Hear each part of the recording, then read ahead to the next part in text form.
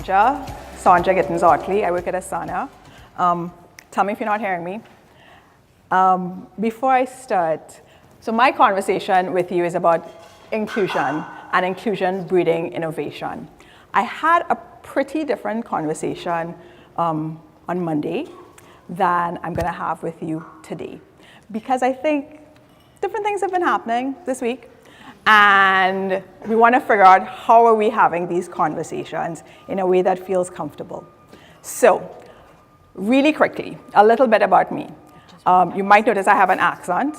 I'm from the Caribbean, a small two-island nation state called Trinidad and Tobago, 1.3 million people, some of whom look like me, but some of whom look like you guys.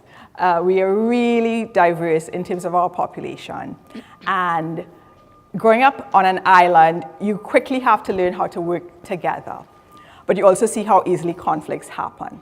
I moved to the US in 2000 and something, and I started to work at a company called Yahoo, where I was part of the Business and Human Rights program.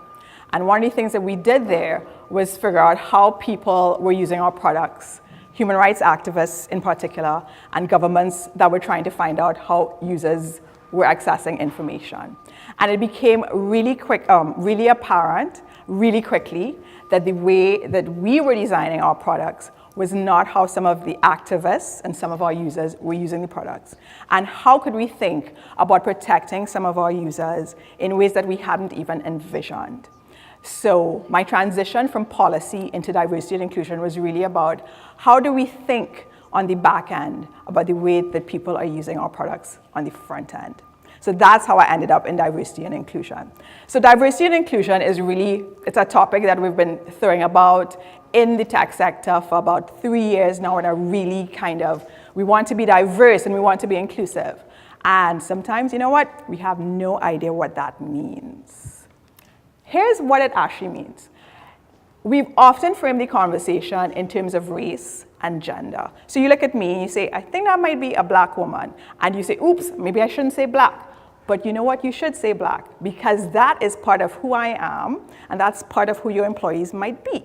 So you see things. There are visible differences that we all have. Race and gender are often the first ones that come to mind, but there are tons of things that are invisible that also make up who I am. You have no idea about my political views, whether I want us to be stronger together or if I want us to be great again. You have no idea about my religious views, if I have any religious views. You have no sense about my age. I can guarantee that what you're guessing is probably incorrect. You have no idea about my socioeconomic background. So there are tons of things that we all have that contribute to who we are, and which invariably shape how we think about things and how we approach things. And that's what diversity is. Diversity is figuring out what are the visible and the invisible differences that we all have and how they come together. Diversity cannot be thought about in isolation from inclusion. Inclusion is, you have all these different things, how are they going to work together? All right? Diversity and inclusion. And when we talk about it in the context of a workplace, it's about thinking, well, how does it successfully harnessed create an inclusive workplace where people can bring their full selves to work? And that sounds really lofty, bringing your full selves to work. You know what that means? That means that if I don't have to worry about being a black woman in my office, I can actually work harder and produce more. That's the reality of it. All right? So it's about thinking about those invisible and visible differences that come together and make you feel welcomed and heard and respected. So when you come to the office, you can look at something like this, and you can bring all your different perspectives and bring everything that influences how you think about things into working as a team. I like this image because it's pretty, but also because they're all looking at the same image and having a different response to it. And as a team, they actually have to work together to figure out what we're going to call this. All right? So, why should you even care? You know what? You're in a workplace, and if you're in a workplace that's anything like my workplace, Asana, yesterday was a pretty difficult day. Difficult because some people were happy and some people weren't. And how do you get a workplace where people feel included and heard so that they can contribute? Well, the thing about diversity is really simple. In very cold, hard business terms, it makes financial sense. Diverse and inclusive teams have been shown to outperform teams that are not diverse in terms of gender and race by over 15% when we look at companies in the UK, the US, Latin America, and Asia. By 15%. It rises to 35% when we talk about just the racial diversity part. The reason for the difference between gender and racial diversity is because the gains that have been happening in terms of gender have been happening for quite some time, so the difference is a little smaller. It makes actual financial sense. It also results in high quality problem solvers. Research shows that when you have a team that has a diverse team, it actually outperforms a team that actually has people who are better qualified. I know, very strange, but they actually are aligned in the same way. Groupthink tends to happen. Creativity and innovation. Teams that are diverse have to work better together. They have to work really hard at coming to an agreement. So it's not that we're saying that by having one black woman, 2 lesbians, 3 Asians, we are suddenly going to magically have a fantastic team. That is actually not how it works. It means that by having a team that's diverse and inclusive, they actually have to work harder together to come to an agreement, to come to a solution. That's the value and that's the beauty of inclusion. All right? So I'm just going to assume that you all get it. But if you don't, I am here. The reality is that when it comes to this, it's really easy to commit to it in abstract. Yes, I want a diverse team. Yes, I want my team.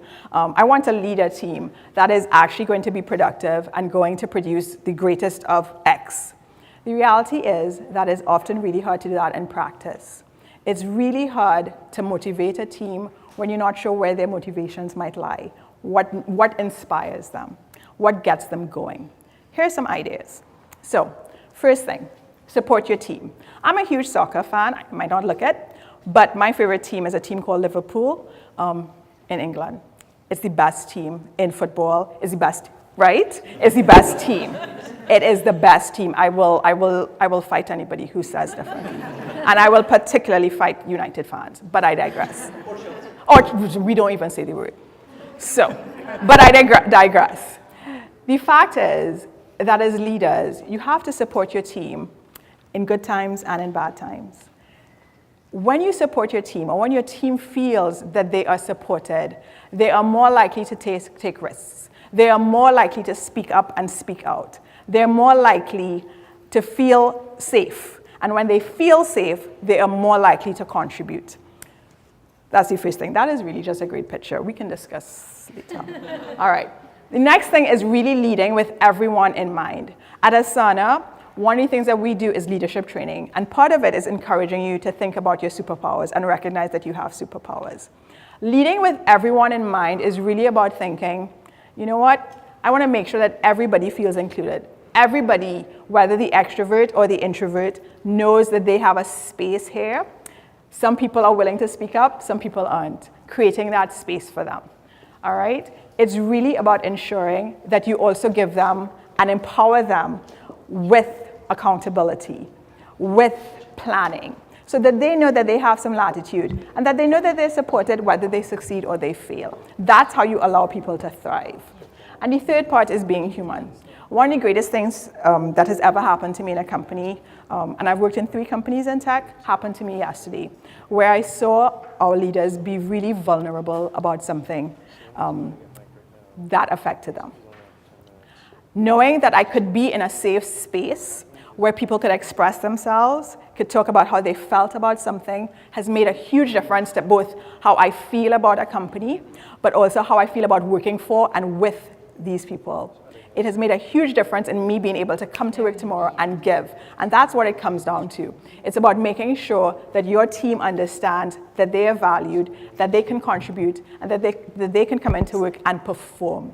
And that's the actual value of being inclusive. Inclusive leaders really breed inclusive teams. And that's how to approach diversity and inclusion.